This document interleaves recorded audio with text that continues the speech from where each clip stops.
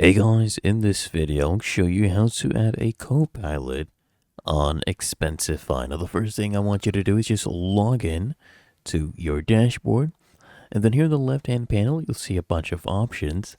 Come here and click on account. Okay, now here we see a bunch of more options. Just go ahead and click on security right here, and then if you scroll down, all the way down, you'll see Copilot Delegated Access. We can actually allow other members just by clicking on Add Copilot. And then you enter either their name, email, or phone number. So I'll enter their email right here. Okay, there you go. And then you can click on that email. And now you need to choose an access level. So it's either full access, okay, they can take all the actions in your account, or you can allow only limited action, okay, and access. So I'll click here on full. There we go. And then just click on add Copilot.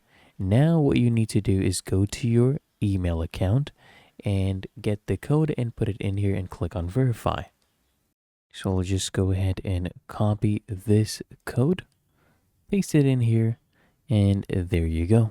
It is being verified, and now we have added a Copilot with full access to Expensify.